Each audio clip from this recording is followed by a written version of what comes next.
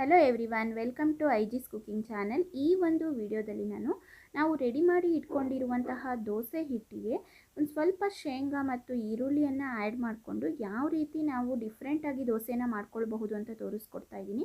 ಸಾಮಾನ್ಯವಾಗಿ ನಾವೆಲ್ಲರೂ ಸಹ ಮನೆಯಲ್ಲಿ ದೋಸೆ ಹಿಟ್ಟನ್ನು ರೆಡಿ ಮಾಡಿ ಇಟ್ಕೊಳ್ತೀವಿ ನೈಟೇನೆ. ಅದನ್ನು ಬೆಳಗ್ಗೆ ಎದ್ಬಿಟ್ಟು ದೋಸೆ ಮಾಡೋದು ಸಹಜ.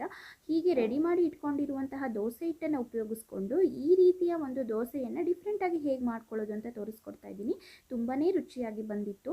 ಈ ರೀತಿಯ ಟೇಸ್ಟಿಯಾಗಿರುವಂತಹ ಒಳ್ಳೆ ದೋಸೆಯನ್ನು ಹೇಗೆ ಮಾಡ್ಕೊಳ್ಳೋದು ಅಂತ ನೋಡೋಣ. ಹಾಗೆ ವಿಡಿಯೋ ಸ್ಟಾರ್ಟ್ ಮಾಡೋಕ್ಕಿಂತ ಮುಂಚೆ ಯಾರೆಲ್ಲ ಇನ್ನೂ ಚಾನಲ್ ಸಬ್ಸ್ಕ್ರೈಬ್ ಮಾಡ್ಕೊಂಡಿಲ್ಲ ದಯವಿಟ್ಟು ಸಬ್ಸ್ಕ್ರೈಬ್ ಮಾಡಿಕೊಂಡು ಸಪೋರ್ಟ್ ಮಾಡಿ.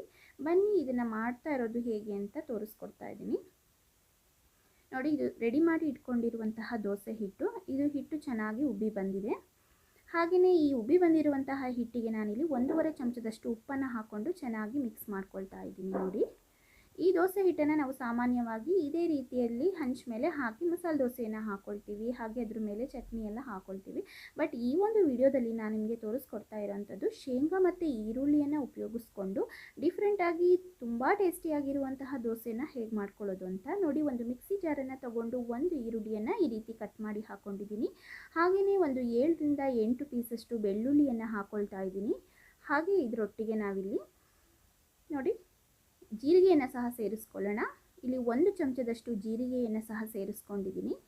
ಹಾಗೆ ಇದರೊಟ್ಟಿಗೆ ಹುಣಸೆ ಹಣ್ಣು ಸ್ವಲ್ಪ ತಗೊಂಡಿದ್ದೀನಿ. ನೋಡಿ, ಇದನ್ನೆಲ್ಲ ನಾವು ಮಿಕ್ಸಿಯಲ್ಲಿ ಚೆನ್ನಾಗಿ ರುಬ್ಬಿ ತಗೊಳ್ಬೇಕಾಗತ್ತೆ.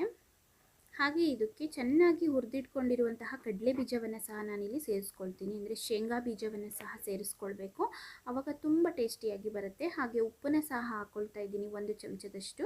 ನೋಡಿಕೊಂಡು ಉಪ್ಪನ್ನು ಸೇರಿಸ್ಕೊಳ್ಳಿ. ಹಿಟ್ಟಿಗೂ ಸಹ ನಾವು ಉಪ್ಪು ಹಾಕ್ಕೊಂಡಿರ್ತೀವಿ. ಹಾಗೆ ಅಚ್ಚ ಖಾರದ ಪುಡಿ ಅಥವಾ ಮೆಣಸಿನಕಾಯಿ ಯಾವುದಾದ್ರೂ ತೊಗೊಳ್ಬೋದು. ನಿಮ್ಮಲ್ಲಿ ಕೆಂಪು ಮೆಣಸಿನಕಾಯಿ ಇದ್ದರೆ ಅದನ್ನು ಸಹ ಉಪಯೋಗಿಸ್ಕೊಳ್ಳಿ. ನಾನಿಲ್ಲಿ 1 ಚಮಚದಷ್ಟು ಅಚ್ಚ ಖಾರದ ಪುಡಿಯನ್ನು ಹಾಕ್ಕೊಂಡಿದ್ದೀನಿ. ಹಾಗೆಯೇ ಇದರೊಟ್ಟಿಗೆ ಶೇಂಗಾ ಬೀಜವನ್ನು ಚೆನ್ನಾಗಿ ಹುರಿದು ತೊಗೊಂಡಿದ್ದೀನಿ. ನೋಡಿ, ಈ ರೀತಿ ಒಂದು 2ರಿಂದ 3 ಚಮಚದಷ್ಟು ಶೇಂಗಾ ಬೀಜ ಹಾಕ್ಕೊಳ್ಳಿ, ತುಂಬಾ ಚೆನ್ನಾಗಿ ಬರುತ್ತೆ. ನೀವು ಯಾವ ಕ್ವಾಂಟಿಟಿಯಲ್ಲಿ ತೊಗೊಂಡಿರ್ತೀರ ನೋಡಿ ತೊಗೊಳ್ಳಿ. ನಾನಿಲ್ಲಿ ಒಂದು 2 ಚಮಚದಷ್ಟು ಶೇಂಗಾ ಬೀಜನ ಹುರಿದು ಈ ರೀತಿ ಮಿಕ್ಸಿ ಜಾರಿಗೆ ಹಾಕ್ಕೊಂಡು ಸ್ವಲ್ಪ ನೀರು ಹಾಕ್ಕೊಂಡು ಈ ರೀತಿ ಗ್ರೈಂಡ್ ಮಾಡಿ ತೊಗೊಂಡಿದ್ದೀನಿ. ನೋಡಿ, ಈ ರೀತಿ ಗ್ರೈಂಡ್ ಮಾಡಿದ್ದೀನಿ. ಇದನ್ನು ಚೆನ್ನಾಗಿ ನಾವು ಪೇಸ್ಟ್ ಮಾಡಿ ತೊಗೊಳ್ಬೇಕಾಗತ್ತೆ. ತರಿ ಇರಬಾರ್ದು, ಇದು ನೈಸಾಗಿ ಪೇಸ್ಟ್ ಆಗಿರಬೇಕು.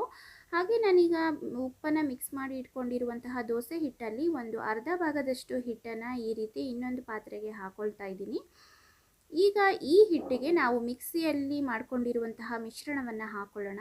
ಇದನ್ನು ಚೆನ್ನಾಗಿ ಬೀಟ್ ಮಾಡ್ಕೊಳ್ಬೇಕು. ಹಾಕಿದ ನಂತರ ನೋಡಿ, ಈ ರೀತಿಯಲ್ಲಿ ತುಂಬ ಚೆನ್ನಾಗಿ ಬರುತ್ತೆ. ಸಾಮಾನ್ಯವಾಗಿ ನಾವು ದೋಸೆ ಹಿಟ್ಟನ್ನು ಹಾಕಿದ ನಂತರ ಕಟ್ ಮಾಡಿರುವ ಈರುಳ್ಳಿಯನ್ನು ಮೇಲ್ಗಡೆಯಿಂದ ಉದುರಿಸಿ ಈರುಳ್ಳಿ ದೋಸೆಯನ್ನು ಮಾಡ್ತೀವಿ. ನೋಡಿ, ಈ ರೀತಿ ಈರುಳ್ಳಿಯನ್ನು ಗ್ರೈಂಡ್ ಮಾಡಿ ಹಾಕಿ ಬಾಯಿಗೆ ಸಹ ಸಿಗೋದಿಲ್ಲ, ಮಕ್ಕಳು ಚೆನ್ನಾಗಿ ತಿಂತಾರೆ. ಇದು ತುಂಬ ಚೆನ್ನಾಗಿರುತ್ತೆ. ಇದು ತುಪ್ಪ ಆಯಿಲ್ ಏನಾದರೂ ಮೇಲ್ಗಡೆಯಿಂದ ಹಾಕಿ ಮಾಡಿದ್ರಂತೂ ತುಂಬ ಚೆನ್ನಾಗಿರುತ್ತೆ. ಬೆಣ್ಣೆ ಮತ್ತು ತುಪ್ಪದಲ್ಲಂತೂ ದೋಸೆ ತುಂಬಾ ಟೇಸ್ಟಿಯಾಗಿ ಬರುತ್ತೆ. ನೋಡಿ, ಈಗ ಚೆನ್ನಾಗಿ ಮಿಕ್ಸ್ ಮಾಡ್ಕೊಳ್ತಾ ಇದ್ದೀನಿ. ಇದನ್ನು ಈ ರೀತಿ ಬೀಟ್ ಮಾಡಿ ಮಿಕ್ಸ್ ಮಾಡ್ಕೊಳ್ಳಿ. ಬೇಕಂದರೆ ಸ್ವಲ್ಪ ನೀರನ್ನು ಆ್ಯಡ್ ಮಾಡ್ಕೊಳ್ಳಿ. ಅದೇ ಮಿಕ್ಸಿ ಜಾರಿಗೆ ಹಾಕ್ಕೊಂಡು ಸ್ವಲ್ಪ ನೀರನ್ನು ಹಾಕ್ಕೊಂಡು ಬೇಕಾದರೆ ಈ ರೀತಿ ಮಿಕ್ಸ್ ಮಾಡಿ ತೊಗೊಳ್ಳಿ.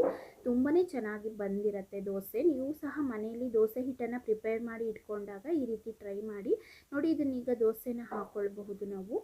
ಈ ಮಸಾಲೆ ದೋಸೆಗಳಂತೂ ತುಂಬಾ ಚೆನ್ನಾಗಿ ಬರುತ್ತೆ. ಹಾಗೆ ತುಪ್ಪದ ಜೊತೆ ತಿನ್ಬೋದು, ತುಂಬ ಚೆನ್ನಾಗಿರುತ್ತೆ. ನೋಡಿ, ಈ ರೀತಿ ಚೆನ್ನಾಗಿ ನಾನು ಬಿಸಿ ಮಾಡಿರುವಂತಹ ಹಂಚು ಮೇಲೆ ಹಾಕ್ಕೊಳ್ತಾ ಇದ್ದೀನಿ. ಈಸಿಯಾಗಿ ಬಿಸಿ ಬಿಸಿಯಾದಂತಹ ಮಸಾಲೆ ದೋಸೆ, ಶೇಂಗಾ ಮತ್ತು ಈರುಳ್ಳಿ ಮಸಾಲೆ ದೋಸೆ ಬೇಗ ರೆಡಿ ಮಾಡ್ಕೊಳ್ಬಹುದು ಫ್ರೆಂಡ್ಸ್. ತುಂಬ ಡಿಫ್ರೆಂಟಾಗಿ ಸಹ ಇರುತ್ತೆ. ಇದು ಚಿಕನ್ ಸಾಂಬಾರು ಈ ರೀತಿ ತಿನ್ನೋ ಅಂಥವ್ರಿಗಂತೂ ತುಂಬಾ ಟೇಸ್ಟಿಯಾಗಿರುತ್ತೆ. ಈ ರೀತಿ ದೋಸೆ ಖಂಡಿತವಾಗ್ಲೂ ಸಹ ಮನೇಲಿ ಟ್ರೈ ಮಾಡಿ ನೋಡಿ. ಇದು ತುಂಬ ಚೆನ್ನಾಗಿ ಕುಕ್ ಆಗಿದೆ. ಎರಡೂ ಸೈಡು ಕಲ್ಲರು ಸಹ ನೀವು ನೋಡ್ತಾ ಇರ್ಬೋದು, ತುಂಬ ಚೆನ್ನಾಗಿ ಬಂದಿತ್ತು. ಮನೆಯಲ್ಲಿ ಖಂಡಿತ ಈ ರೀತಿಯ ದೋಸೆಯನ್ನು ನೀವು ಟ್ರೈ ಮಾಡ್ಕೊಳ್ಳಿ. ದೋಸೆ ಹಿಟ್ಟನ್ನು ಪ್ರಿಪೇರ್ ಮಾಡಿಕೊಂಡಾಗ ನಿಮಗೆ ದೋಸೆ ಹಿಟ್ಟಿನ ಹೇಗೆ ಪ್ರಿಪೇರ್ ಮಾಡೋದು ಅನ್ನುವಂತಹ ವಿಡಿಯೋ ಬೇಕು ಅಂದರೆ ಡಿಸ್ಕ್ರಿಪ್ಷನಲ್ಲಿ ಹಾಕಿರ್ತೀನಿ. ಹೇಗೆ ಹಿಟ್ಟನ್ನು ಪ್ರಿಪೇರ್ ಮಾಡ್ಕೊಳ್ಳೋದು ನೋಡ್ಕೊಳ್ಳಿ. ಹಾಗೆ ವಿಡಿಯೋ ಇಷ್ಟ ಆಗಿದ್ದರೆ ಲೈಕ್ ಮಾಡಿ, ಶೇರ್ ಮಾಡಿ, ಹಾಗೆ